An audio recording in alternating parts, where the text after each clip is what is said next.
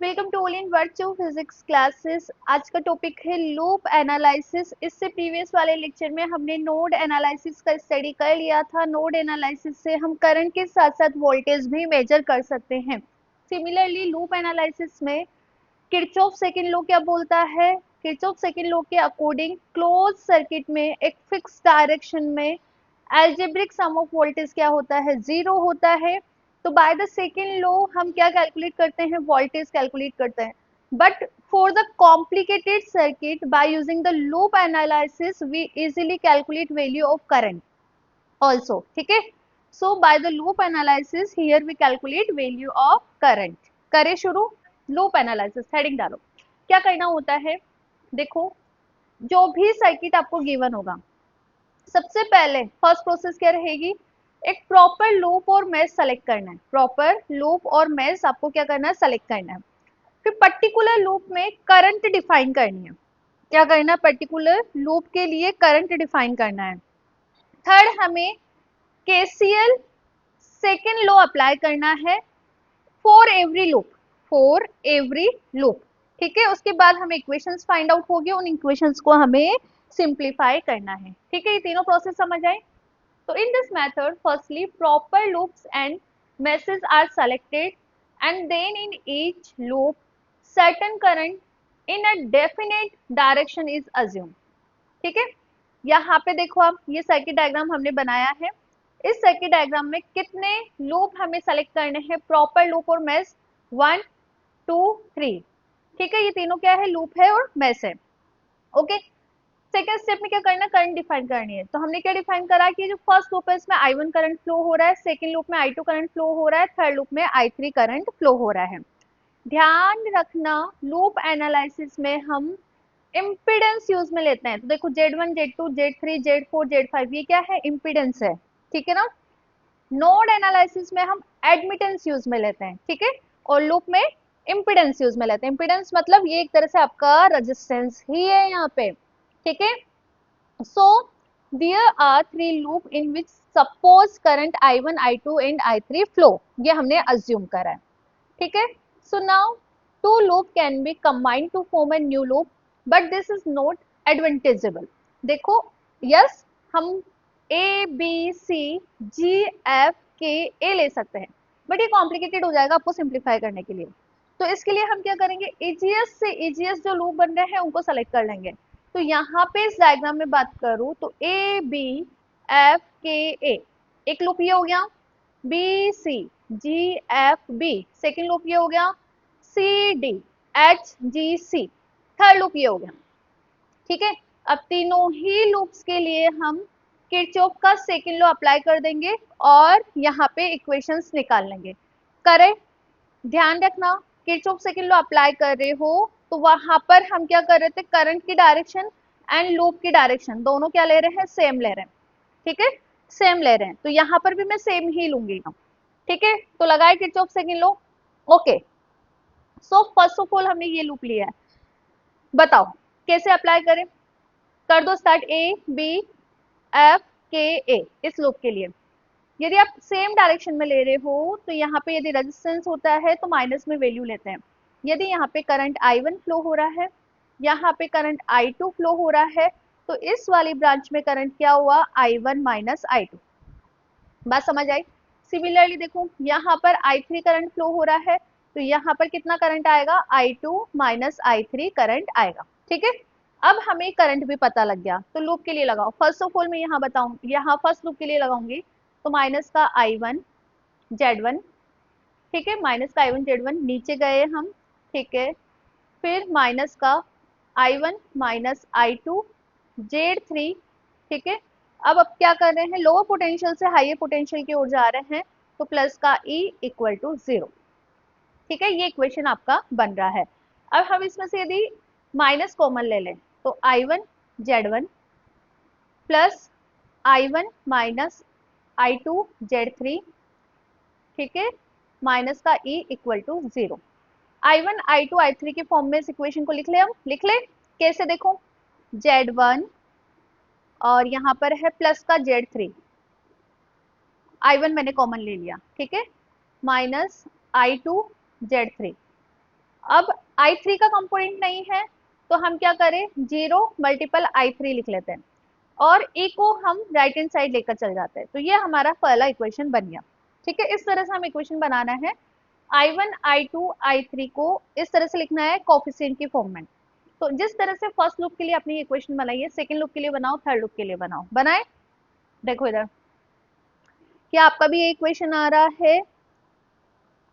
Yes, देखो आगे, Z1 plus Z3 I1, ठीक है, माइनस का Z3 I2 plus 0 I3 equal to E। Yes, हमारा भी यही इक्वेशन आ रहा है। कैसे आया है ये मैंने पूरा सिंप्लीफाई करा है यहाँ पे। ठीक है, अब लूप टू के लिए निकालो। डायग्राम नहीं है यहाँ पे, तो डायग्राम नहीं है तो ऐसा करते हैं, यहीं पे मैं आपको डिफाइन कर देती हूँ। इसको इरेज करते हैं।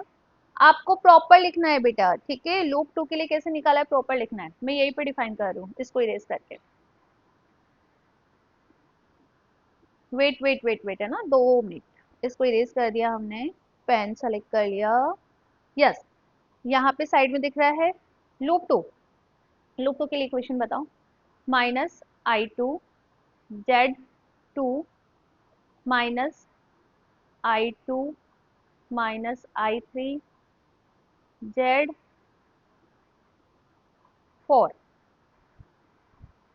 ठीक है, और ये रहा आपका Z3, इधर से इधर जा रहे हैं, माइनस का Z3 I1 -I2। अब देखो I1 -I2 ऊपर से आ रहा है, पर हम नीचे से ऊपर जा रहे हैं तो यहाँ पर positive sign, this is equal to 0। ये इक्वेशन आ रहा है। अब इसको भी हम I1 I2 I3 के कोफिशिएंट की फॉर्म में लिख लेते हैं। I1 का कोफिशिएंट है हमारा Z3 I1। I2 कहाँ है बेटा? एक तो I2 यहाँ पर है मेरे पास और एक I2 यहाँ पर है। ठीक है, तो हमने यहाँ पर क्या करना है, -I2 में कॉमन ले रही हूँ। I2 यदि मैं कॉमन लूंगी तो Z2 प्लस Z4, और यहाँ पे मैंने I2 कॉमन लिया है, माइनस का I2 कॉमन लिया तो प्लस का Z3। ठीक है, और I3 का कोफिशिएंट देखो, अब minus minus plus, minus minus plus, तो यहाँ पे आ रहा है I3 Z4। ये इक्वेशन बन रहा है आपका सेकेंड लूप का। थर्ड लूप का बनाओ, ये रहा थर्ड लूप का है -I3 Z5 -Z4। अब करंट का डायरेक्शन ऊपर से नीचे की तरफ आ रहा है, पर हम नीचे से ऊपर जा रहे हैं, तो माइनस की जगह में प्लस लिख रही हूँ बेटा। I2 -I3 equal to 0। इसको भी I1 I2 I3 के फॉर्म में लिख लेना। तो इस तरह से आपका ये तीनों इक्वेशन बन जाएगा तीनों लूप का। अब देखिए इधर, आओ इधर, सेकेंड लूप का हमने ये सिंप्लीफाई करा, हमारा भी ये इक्वेशन आ रहा था, I1 I2 I3 के फॉर्म में लिखा था ना। सिमिलरली बेटा थर्ड लूप के लिए देखो, थर्ड लूप के लिए इक्वेशन क्या निकल कर आ रहा था, यही आ रहा था आपका भी, हमारा भी यही आ रहा था। ठीक है, इसको हमने I1 I2 I3 के फॉर्म में लिख लिया। तो इस तरह से तीनों इक्वेशंस ये रही हमारे पास तीनों लूप की। फर्स्ट लूप की ये है, सेकंड लूप की ये, थर्ड लूप की है। ठीक है, आई समझ में? अब हमें इसको मैट्रिक्स फॉर्म में लिखना है। तीनों इक्वेशन को हम क्या कर रहे हैं बेटा, मैट्रिक्स फॉर्म में लिख रहे हैं। अब मैट्रिक्स फॉर्म में कैसे लिखे, राइट हैंड साइड में हमारे पास वैल्यू क्या क्या बन रही है, E00। तो ये हमारे पास राइट हैंड साइड का कॉलम बन गया। अब इन तीनों इक्वेशन में हम I1 I2 I3, ठीक है, इनको हमने कॉलम के फॉर्म में लिखा और इनके जितने भी कोफिशिएंट है उससे एक मैट्रिक्स बना ली। क्या मैट्रिक्स बनेगी, I1 का कोफिशिएंट बताओ फर्स्ट इक्वेशन में, Z1 प्लस Z3। I2 का कोफिशिएंट है माइनस का Z3, I3 का है 0। सेकेंड इक्वेशन में बताओ बेटा, I1 का कोफिशिएंट है माइनस का Z3, I2 का है Z2 plus Z3 plus Z4 और माइनस का Z4। आगे बताओ, 0 I1 का, और I2 का है माइनस का Z4, और यहाँ पे है Z4 प्लस Z5। तो इस तरह से हमने इसको मैट्रिक्स फॉर्मेशन के अंदर लिख लिया। इसे हम बोलते हैं Z मैट्रिक्स। ठीक है, इसे हम बोलते हैं करंट मैट्रिक्स, और इसे हम बोलते हैं EMF मैट्रिक्स। आगे हमने डिफाइन करा अच्छे से इसको, ये रहा, ये आपका EMF है। ठीक है, ये जो मैट्रिक्स है इसमें हमने इसको कंपोनेंट फॉर्म में लिख लिया। कैसे कि जो फर्स्ट है ये, इसको हम Z11 बोलते हैं, Z12 बोलते हैं, इसको Z13 बोलते हैं, जो कि हमारा 0 आ रहा है तो मैंने डायरेक्ट 0 लिख दिया। इसे Z21 Z22 Z23 बोलते हैं, Z31 जो कि 0 आ रहा है तो 0 लिख दिया। इस तरह से हमने तीनों इक्वेशन को मैट्रिक्स फॉर्मेशन में डाल दिया है। क्लियर है? तो बेसिकली E इक्वल टू हमारे पास मैट्रिक्स फॉर्मेशन में बोल रही हूँ बेटा Z I आ रहा है। करें आगे, तो ये Z हमने डिफाइन कर दिया था। यहाँ पे 1 1 क्या है, Z1 प्लस Z3, क्या यही आ रहा है? यस, यही आ रहा है, दिस इज Z11। तो जो मैट्रिक्स में हमारे पास वैल्यू आई वो हमने डिफाइन कर दी कि Z11 कितना निकल कर आ रहा है, Z1 प्लस Z3। इसे हम बोलते हैं which is the impedance of first loop का ये इम्पिडेंस है। Z22, Z2 plus Z3 plus Z4 ये सेकेंड लूप का इम्पिडेंस है, ठीक है। Z4 प्लस Z5 ये थर्ड लूप का इम्पिडेंस है। तो Z11, Z22, Z33 ये हमें यहाँ से पता लग गए Z मैट्रिक्स से। सिमिलरली Z12 और 21, देखो 12 और 21 हमने देखा था माइनस का Z3 आ रहा है, ये रिप्रेजेंट करता है म्यूचुअल इम्पिडेंस को। Z31 और Z13, ठीक है, ये भी म्यूचुअल इम्पिडेंस को रिप्रेजेंट करता है। सिमिलरली Z23 और Z32 ये माइनस का Z4 आ रहा है, ये भी आपको म्यूचुअल इम्पिडेंस को रिप्रेजेंट करता है, लूप 2 लूप 3 का, और यहाँ पे है आपका माइनस का Z2। क्लियर है? तो इस तरह से हमने जेड मैट्रिक्स निकाल ली, पर टारगेट हमारा क्या है? हमें तो करंट मेजर करना है। अब करंट कैसे मेजर करें? इसके लिए एक सिंपल सा मेथड है।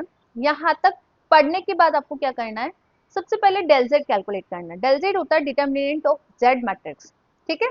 आगे देखो, ये रहा आपका डिटर्मिनेंट ऑफ जेड मैट्रिक्स, इसे हम डेल जेड बोलते हैं। क्यों निकाल रहे हैं? बिकॉज आई जब हम निकालेंगे, आई का फॉर्मूला होगा for the first loop del one upon del Z, second loop होगा I2 del two upon del Z, और I3 होगा बेटा del three upon del Z, जितने लूप होते हैं बेसिकली, ठीक है।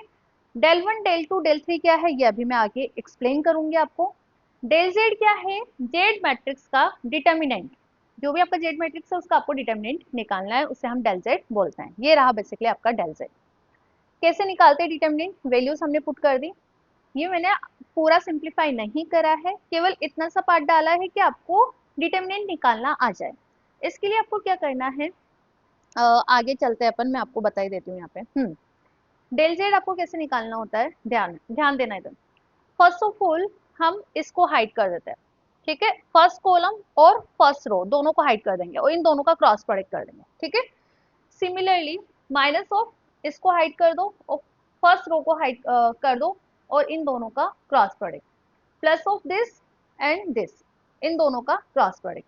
इस तरह से बेसिक डिटर्मिनेंट है जैसे आप हमेशा निकालते हो। देखो अब हमने क्या करा है, इसको इसको हाइड करा है, इन दोनों का क्रॉस प्रोडक्ट करा है, ठीक है।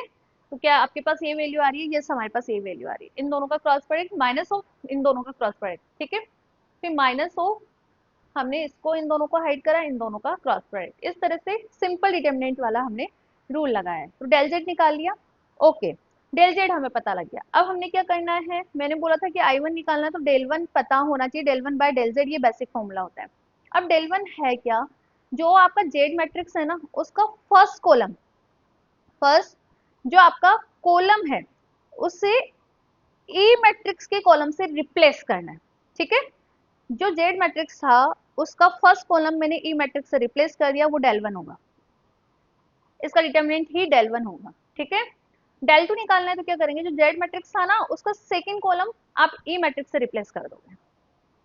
अब देखो आई वन निकल जाएगा del one upon del Z से, और डेल वन आप क्या करना है, जो जेड मैट्रिक्स था उसका फर्स्ट कॉलम हमने ई कॉलम से रिप्लेस करा है। सेम सेकंड के लिए निकालना है आई टू, तो डेल टू पता होना चाहिए, डेल जेड तो हमने पता कर ही लिया। अब डेल टू कैसे निकालना है, सेकंड कॉलम को ई कॉलम से रिप्लेस कर दो जेड मैट्रिक्स के, ठीक है।